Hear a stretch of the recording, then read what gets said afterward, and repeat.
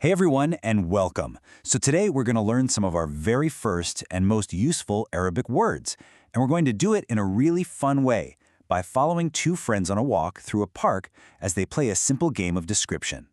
All right, ready? Let's dive in. So I want you to picture this. It's a beautiful, sunny afternoon. Our two friends, Omar and Kareem, are just taking a stroll through this gorgeous city park. You know the vibe. Kids are laughing, there's a nice breeze. It's just the perfect setting to hang out and take in the world. And that's exactly what they do. Omar comes up with this simple game. He says, Nambur thumma nasif. It means we look, then we describe. Honestly, it's such a great way to practice a new language. You're connecting the words directly to what you see right in front of you. Okay, so first up, they start by just pointing out the different people they see. Now, as they do this, I really want you to listen closely to the very first word they use each time, because something pretty interesting is about to happen. So, Omar kicks things off.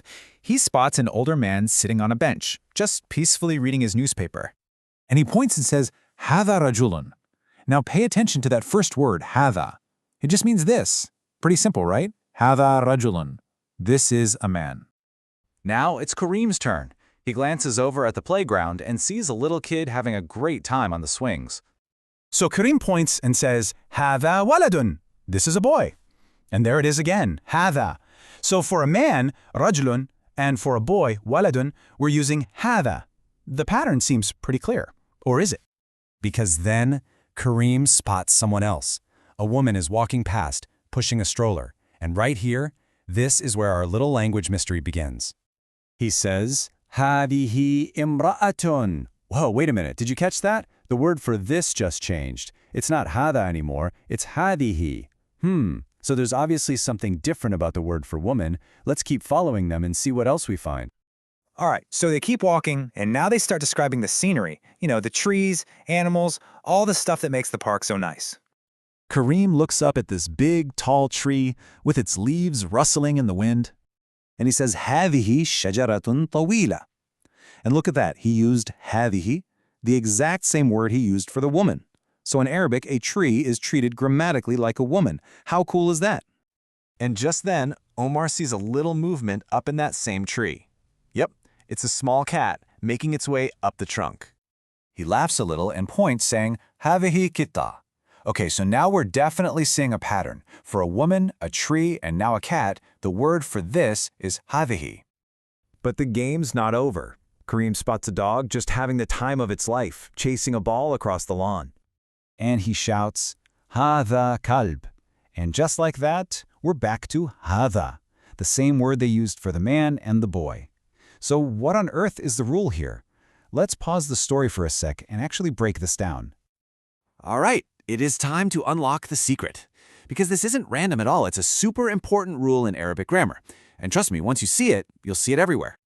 So this is the big question, right? Why does Arabic have two different words for this when in English we just have one? Well, the answer is gender. In Arabic, every single noun is either grammatically masculine or feminine.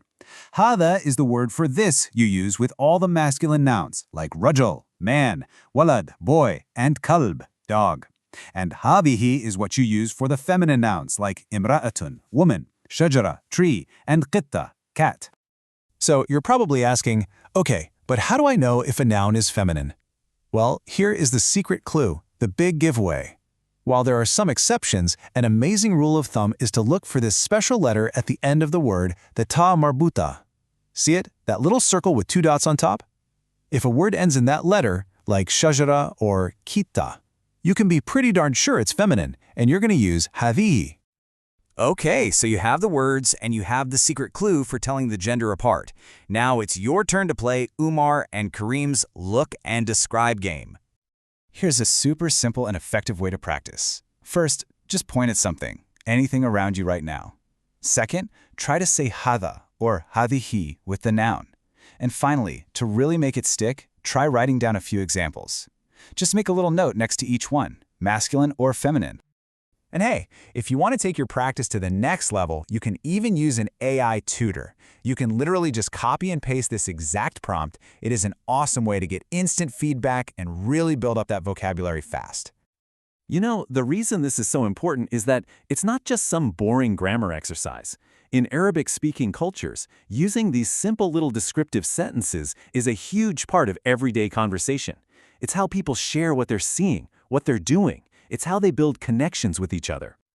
So, you've learned the words, you've cracked the code of grammatical gender, and you know why it matters. The only question left is, what are you going to describe first?